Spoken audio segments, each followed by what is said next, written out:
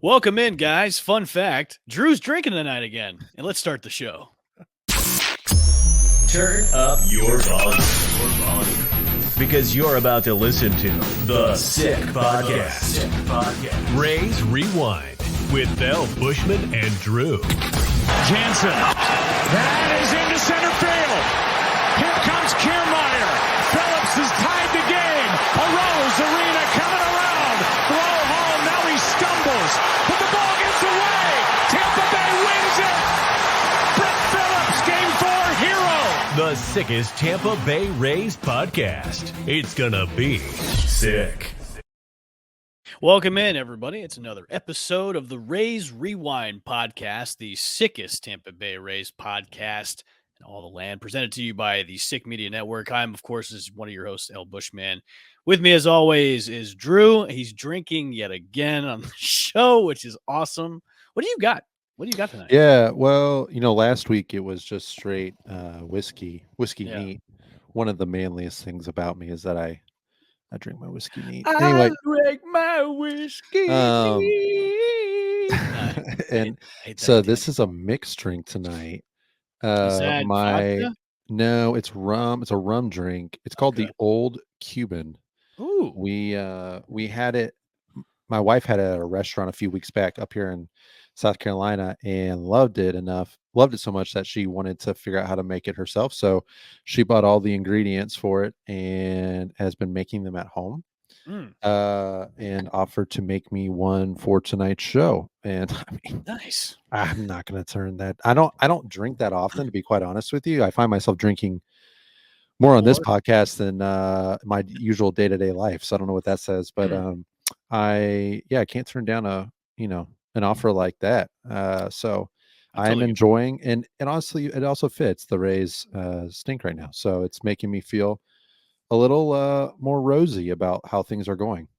I would have joined you tonight, but after the Rays game on Saturday, I decided to say I'm going to take a break because my wife and I, we went to the Rays game on Saturday, and I got a little bit too loose. Good thing it wasn't a Yankees or Red Sox series. You would have been. Oh, yeah, I would have probably been in jail or something like that. So, thanks for joining in, everybody. Make sure to go to our YouTube page at the Sick Podcast, Rays Rewind. Hit the subscribe and notification bell when new episodes drop. We've got a pretty interesting show. A lot's been happening since our last show. They still stink. The offense still stinks. More injuries galore. Junior Caminero is now on the IL down in the minors.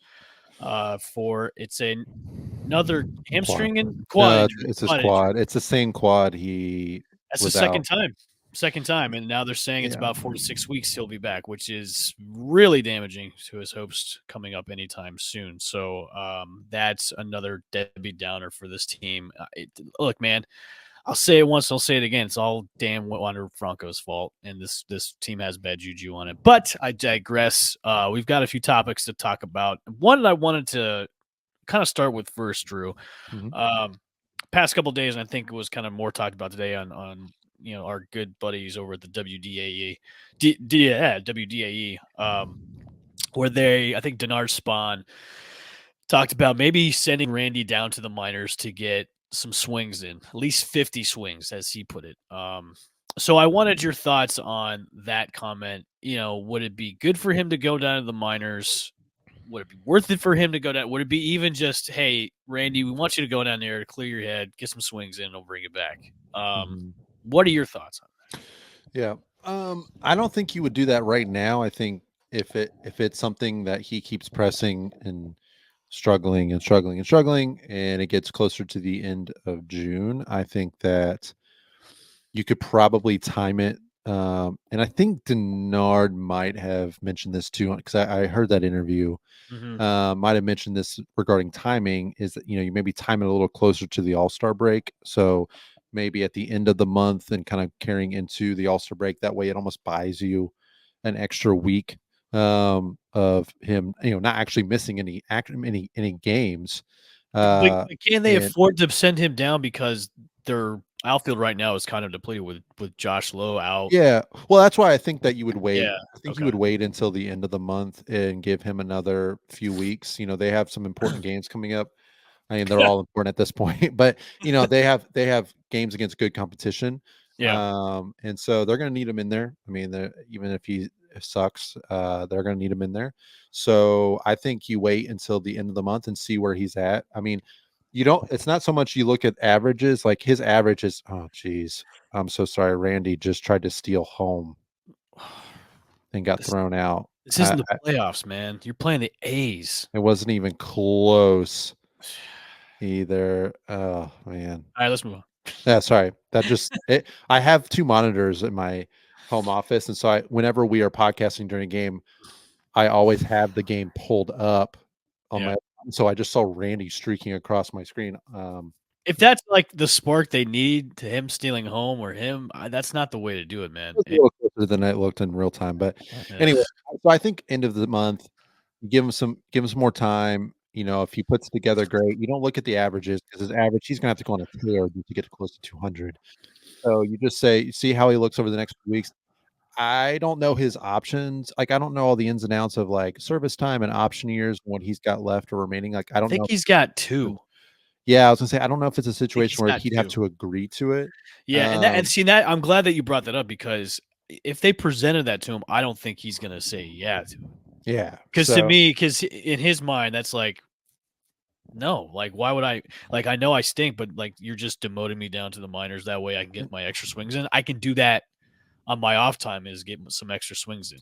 You know what I mean? Yeah. And now that Acuna Jr.'s out for the rest of the season and probably out for the next season too. I mean, there's been clamoring about, hey, maybe the Braves could trade for Randy Arozarena because they need an outfielder.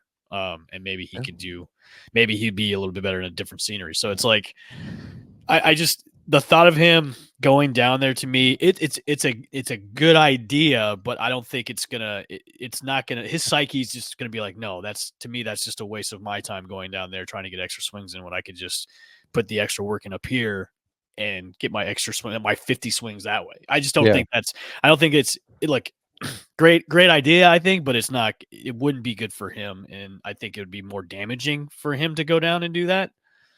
He had a quote the other day. I think it was the day he was rested. I think it was Saturday when him and Yandy were both out of the lineup. And there was a quote in the write-up that said, basically, it's the manager's decision, so he can't control that. He did say he feels like him being in the game and getting work that way is more helpful for him to kind of like get his work in that way than, okay, give me the day off and let me, relax or rest and like kind of reset. He would rather be in there. And so, yeah, I think you're right. I think that if they tried to do something like that, I don't know if he can even prevent it from happening, but I just because other teams have done it doesn't mean the Rays look at it as a viable strategy. I don't think they're going to be keen on sending their $8.5 million player down to the minors. And it would be down to like the Florida Complex League, right? It would be like just to something in some environment that they can easily control, and that it's just very simple for him. They're not going to send him to Durham and have him bus around, right? With the AAA guys or something like that. So, I mean, I think it's an option. I don't think you do it till the end of the month if you want to do it, just so that you're buying yourself maybe another week, because you got to at least do it for, I would say, at least 2 weeks just to make it have some sort of impact. And then at least with the All-Star break coming up around then, you would buy yourself an extra week of time that doesn't actually impact any of the games on the schedule. So I think it's likely? No, I don't think so.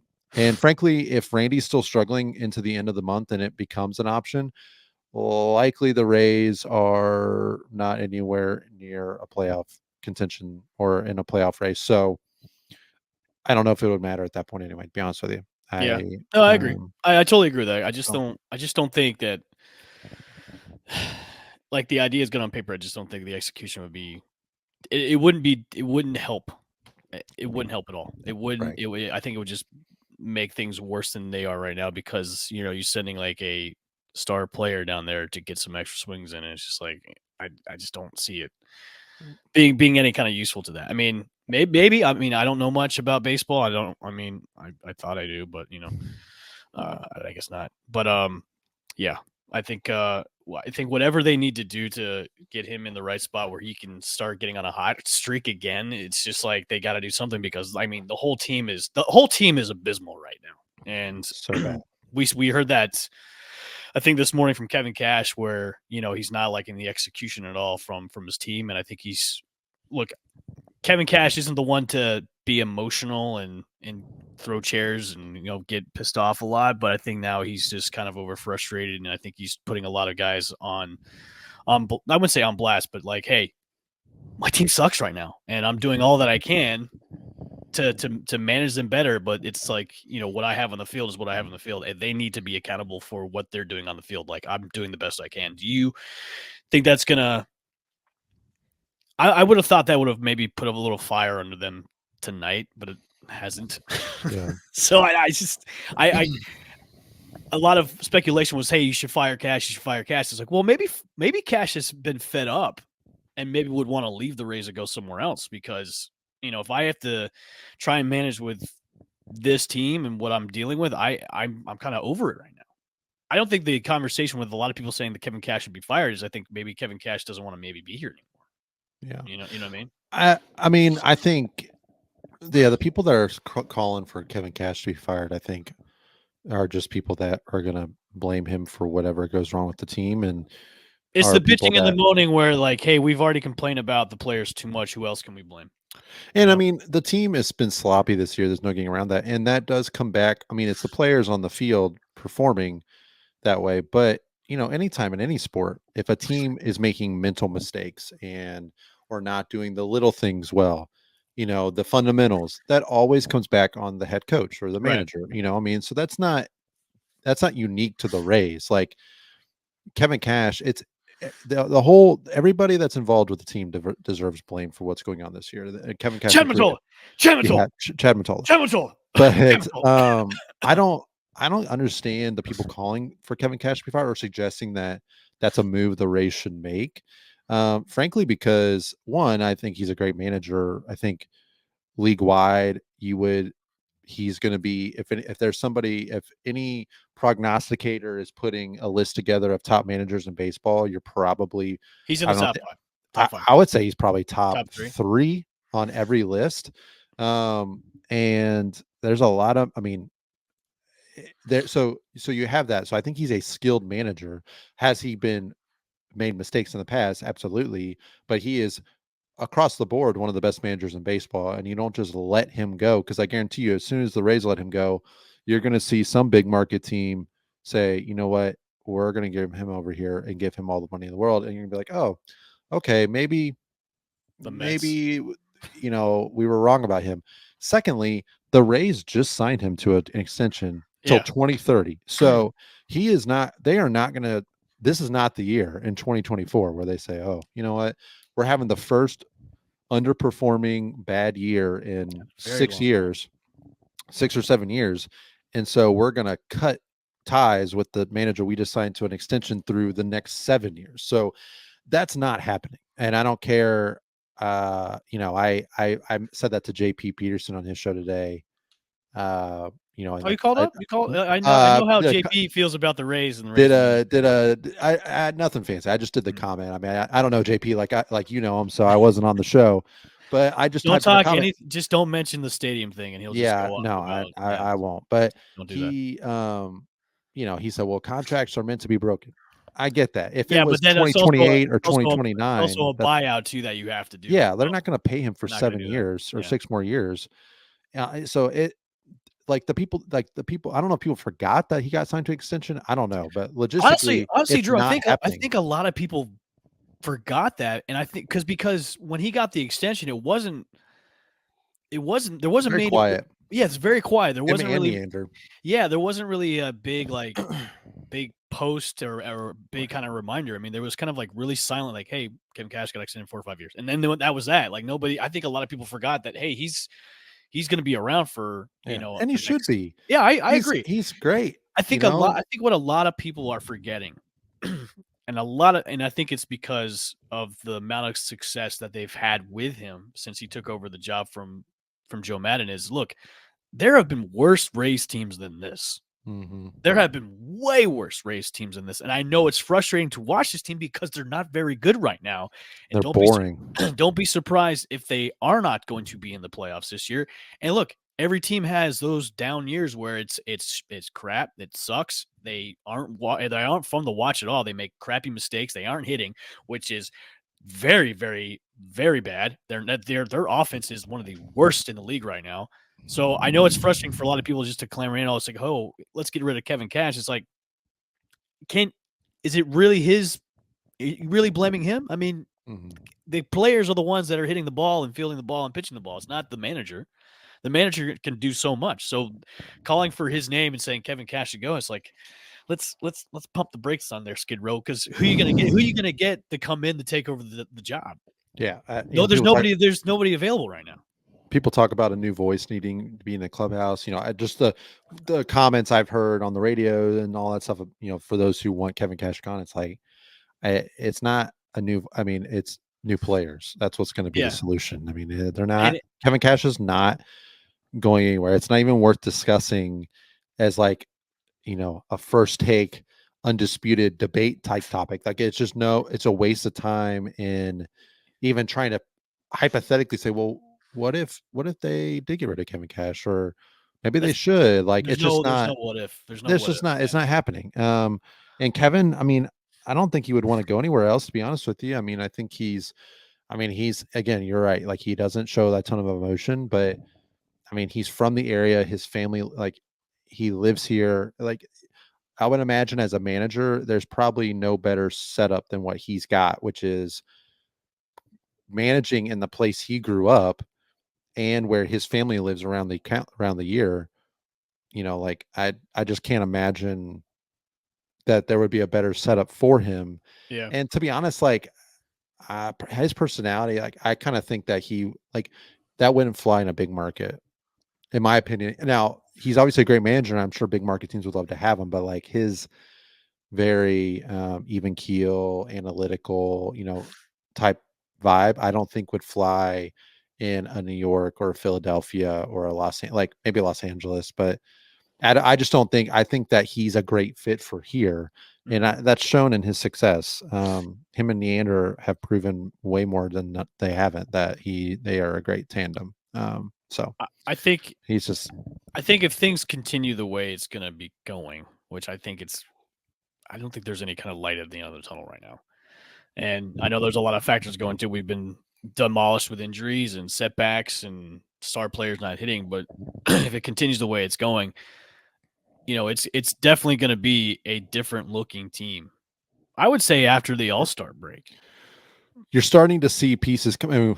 Not that what we talk about on here, it's not necessarily like we're the smartest people in yes, we are, and you guys should all listen to us because most of the time we are right. It's not like we're saying anything that's like mind blowing most of the time. Sometimes mind boggling. Yeah, but we talked weeks ago about the ramifications of the Rays not performing well this year, and you're talking about guys like maybe Yandy Diaz, Zach Eflin, guys potentially, there's going to be turnover, and also could be trade candidates as soon as this summer.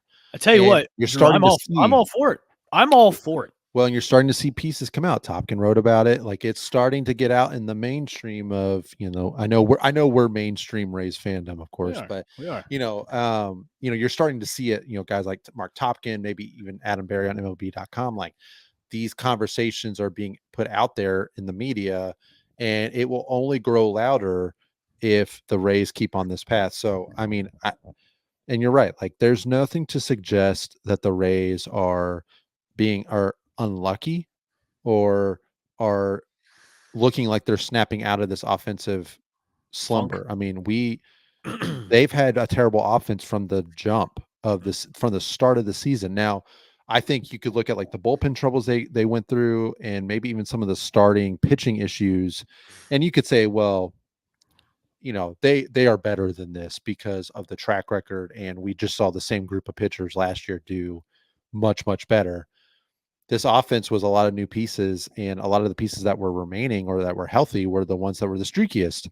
So, to see this team struggle like they are isn't necessarily a shock. Like, obviously, to this degree, it's bad and it's probably shocking. But like, I didn't come into this season thinking the Rays were going to light the world on fire offensively. I thought that they would be certainly better than what they are, but I think we all like, thought they would at least be competitive, which they and they don't have have to be not. that competitive. Like, that's the thing, is the margin for error. Like, they don't have to be world beaters offensively. The Rays have never had to be a top offensive team to have success. They have to be like league average. Yeah, but Drew, you have to beat teams like the White Sox. You have to beat Right. teams like the A's. You have to beat those lower level teams that so you can have those series wins and be able to stay relevant in the AL East. And right now, they're not doing that. And the one thing that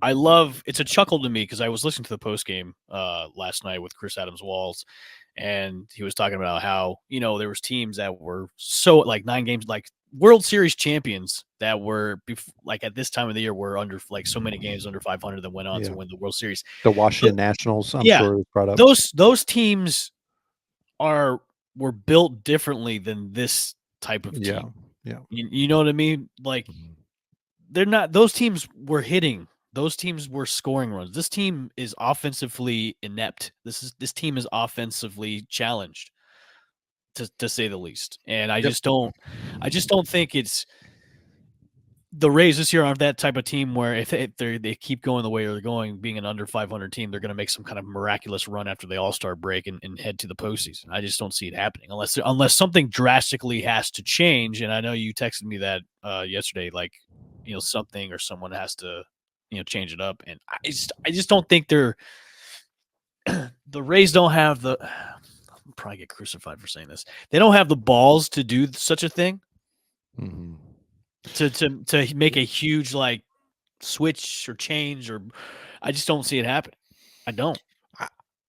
Yeah, I mean, you're right. The Rays, I hate the argument that like, oh, the Rays, in 2018, 2019, they were 6 games under 500 in June and went on to win 90 games. It's like, yeah, but this team has not proven in any way that they could go on any sort of big time run. There's so many things going against this team right now, most of which are the eye, what you see with your eyes. This team is not a good team. They're bad in all aspects of baseball right now. I mean, the pitching is certainly better than most and does pretty good most days. But it's just the offensive and scoring the runs is like the problem. The fielding. I mean, yesterday was such a great encapsulation of all the things they've done wrong, right? Like, they didn't score a single run, so that's the offensive trouble that they've had all year. Then they were no hit into the 6th inning off of a rookie, a rule 5 rookie. Draft pick, yeah. And that inning that Littell gave up that 3-run homer, there was he did great. He had 0 runs through 7, but in that inning he gave his 2 outs. He gave up a walk or a hit by pitch, I can't remember. And it was also an error on Brandon Lau. So there's the fielding aspect, the mental, the little things that the Rays have struggled so much with, base running errors and, base running blunders and fielding errors. And then, he makes one mistake and gets beat for it. And it's now 3-0. And now you're screwed. So there's nothing that the Rays have shown on the field that shows that they're a better team than what they are. I mean, in 2022, they had some big injuries that year. Off the top of my head, I think Yandy might have been hurt for a little bit, but Wander missed a big portion of the season, and the offense struggled more times than not to really generate. I don't think it was this bad, but like they were not that good. I mean, even last year they had a comfortable lead where they set such a where that vibe for the whole season, right? And when especially in that July of last year where it was just so bad.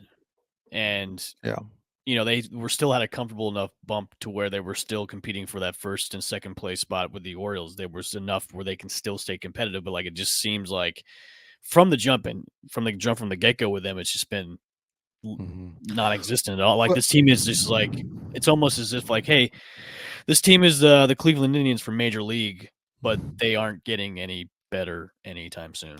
Yeah, I mean, like in 2022, the offense was bad, but the whole time it was like, okay, well, once they get healthy, once they get Wander back and get their pieces back and get, I feel like Yandy was hurt, so like getting Yandy back and getting these people back it felt like, okay, then they'll have some time to put it together, and then they're going to be in the playoffs. And then, hey, let's see what we can do. We got the great pitching, yada, yada.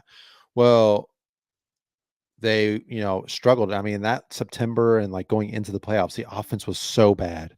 So bad. And they went into the playoffs losing a bunch of games. And then they scored 1 run in like 20 something innings of playoff baseball. And then it was like, okay, maybe they are what we thought they were this whole time, this whole season. Like we always said, the offense wasn't that good, but we always blamed on injuries. And it's like, well, maybe they just weren't really good. It was in front of us the whole time. This year, I feel like it's kind of the same. Like you look at their schedule coming up, they're playing, they have 2 games against the Marlins next week, but sandwiched around that are 7 games against the Orioles. And the Orioles are way better than the Rays right now. So you're hoping to maybe do a 3-4 or 4-3 split at best case right now based on how the teams look. And then you have the Cubs, you have the Braves. Like I think the Yankees are in. Like you have a lot of good teams coming up in the next month to month and a half. And I think the Rays actually have the strongest remaining schedule of any Major League Baseball team. So it could get real bad real quick. And I think if that's the case, and we look at the team and they miss the playoffs and they underperform, I don't like. All right, well, when we saw them lose, this team that got swept by the White Sox, that lost 4 of 6 games against the league's worst team against the White Sox. Who knows what they'll do against the Marlins, but like this team that's getting shut out by a Rule 5 pick against the Astros or against the Athletics, excuse me. These signs that we've seen all throughout the course of this season that we've tried to excuse away with, oh, there's injuries, we're getting people back, or this Rays team was the same games under 500 and they went on to win this many games. So like as if that means like this team's going to be fine and they're going to find their stride. And I feel like we're just kind of headed towards like, oh, maybe the team that got swept by the White Sox and like looked bad for the first 2.5 months of the season more times than not is just kind of who they were. Like they're not a good team. And so I certainly hope that doesn't happen, but I am just very discouraged by what I've seen. And to be quite honest, like, oh my gosh, man, I'm sorry. The Rays just took the lead, but I don't know what Brady Williams sent you on. I don't know. There's more base running errors, but like, thanks for our producer Sammy for putting the schedule up here. So here's our. I don't look. You're looking at, Sammy, hold on right there.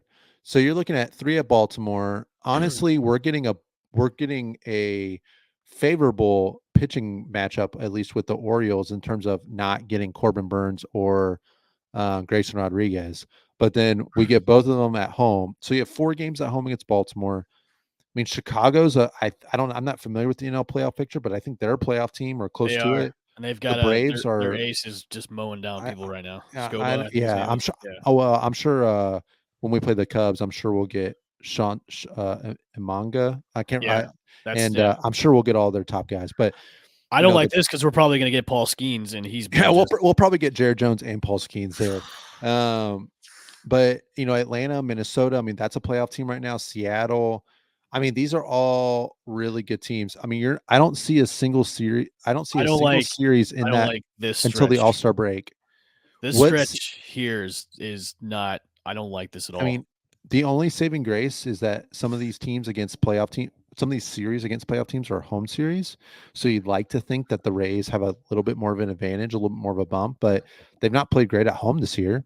No. So. The fans aren't coming out to the Trop to watch them either, especially with the New York series coming. There's no energy, and I mean, they never win in Kansas City. So like maybe the Washington series and maybe the Marlins series, that the 2 series that you're like, okay, we could probably win those series. I don't have confidence, man. But there's just nothing to suggest that that's the case. So either they're gonna have to really turn it on quick, or it's just gonna be more of the same. And I'm just very discouraged with how the team's looking right now. I think that, I think the news about Junior Caminero today really bummed me out because I've been holding out hope. And I know I've talked about on this show a bunch, but like, people talk about needing a spark for the team, change things up. I've always felt from back at the beginning of May, end of April, that Junior Caminero should have been called up, that bringing up your team's top prospect who fills literally one of the biggest weaknesses that this team has, which is power and slugging,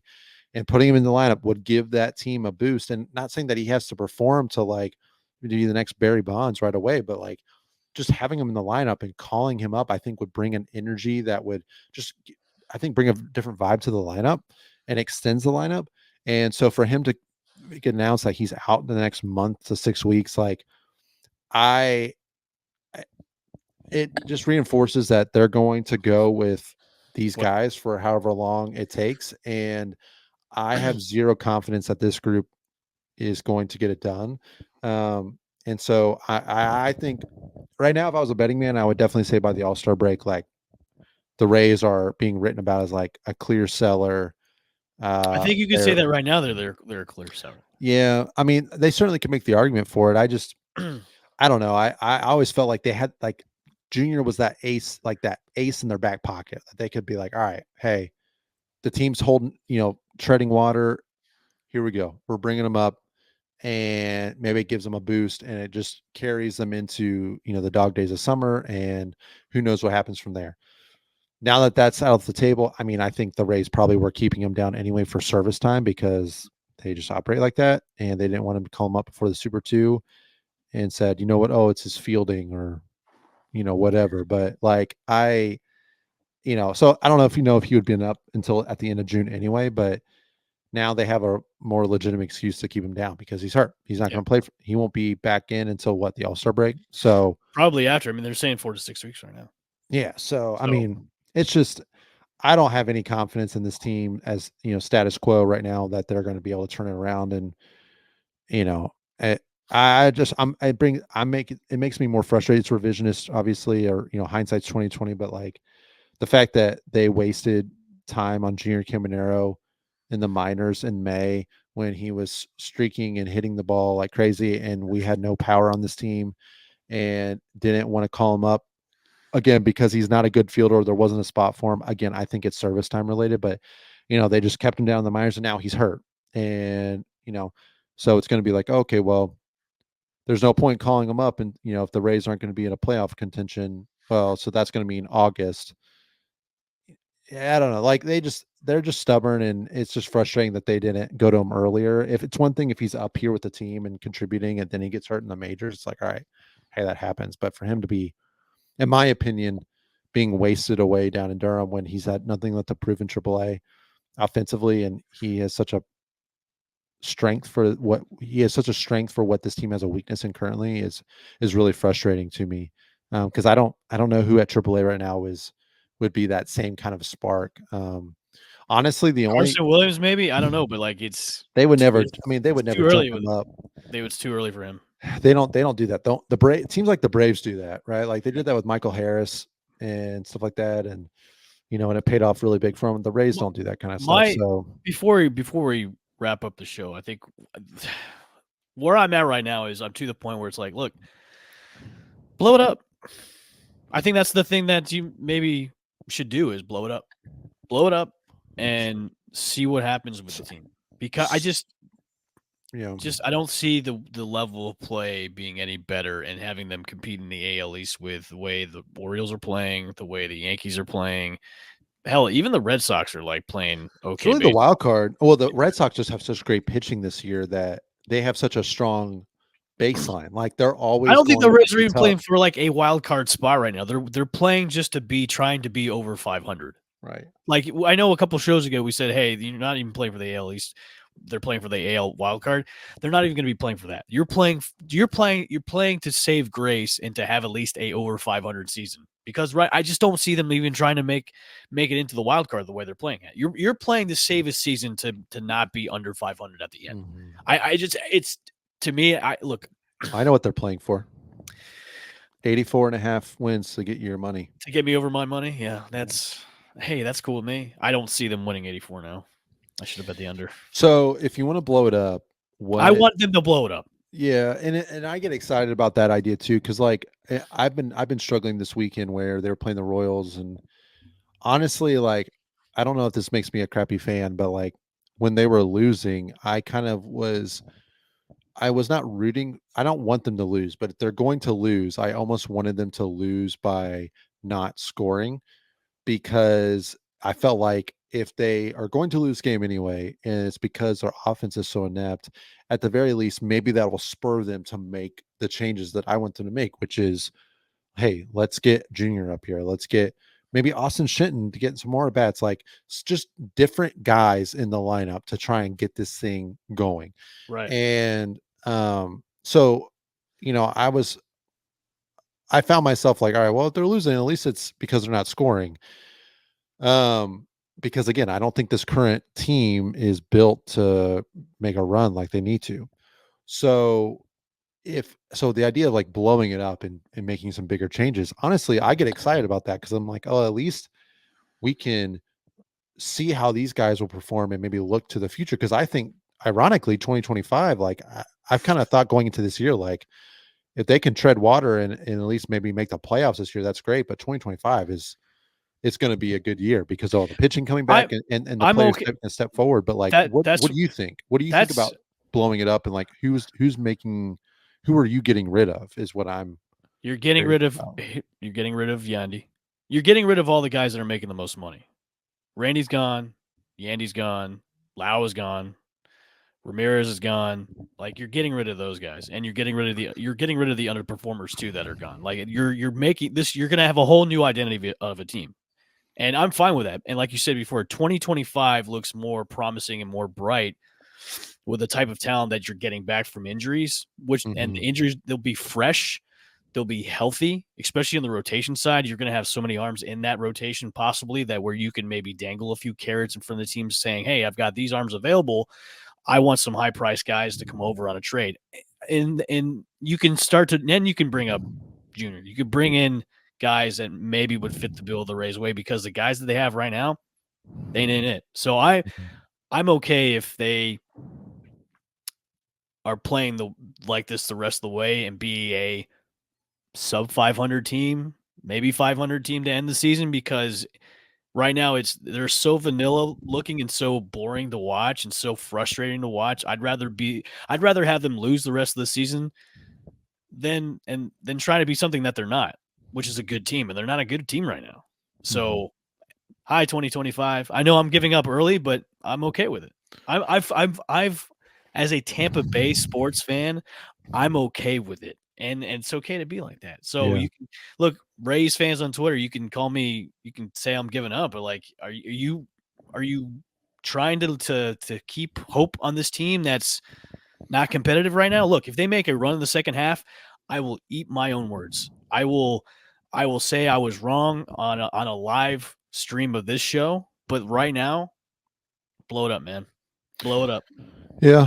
And get rid of Chad Mottola too. Look, I'm sure he's a great hitting coach, but you're not inspiring these guys to hit the ball. I mean, maybe all these guys need glasses or anything, but they're not hitting. I mean, the offense is just abysmal. And maybe it's the guys that you have in the lineup, but it starts from the top, and Chad Mottola is the hitting coach, and he's not having these guys hit.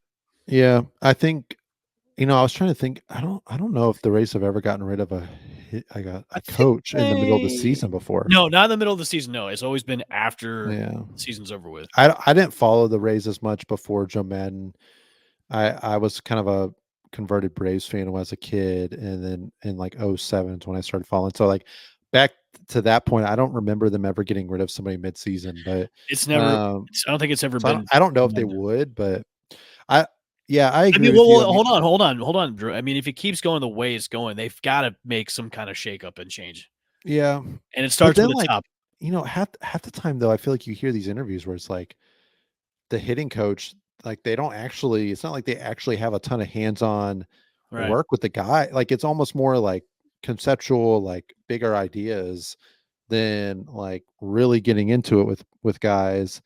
I don't know. Maybe I'm misconstruing what I'm reading, but I don't know.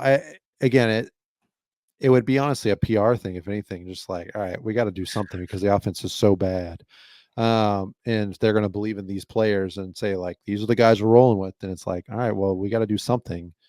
My PSA to Rays fans: I know you guys get attached to players. You're going to kiss a lot of them goodbye, so don't get mad. Well, okay, so real quick, blowing it up. I agree with you. I mean, I get excited thinking about that from the standpoint of I'm always willing to look ahead if it means more longer term success Mm-hmm. in the next, handful of years that the Rays struggle. And like I would almost rather like if the Rays struggle enough to where they say, okay, hey, we're going to sell. So Eflin goes, maybe you get a little creative and say Yandy goes, like some of these guys, that were, quote unquote cornerstones of He's the just team right tied it up, now. by the way. Yeah. Yeah. Well, it was another fielding blunder that Alex Jackson throwing the guy out at second base allowed the runner to score from third. So, so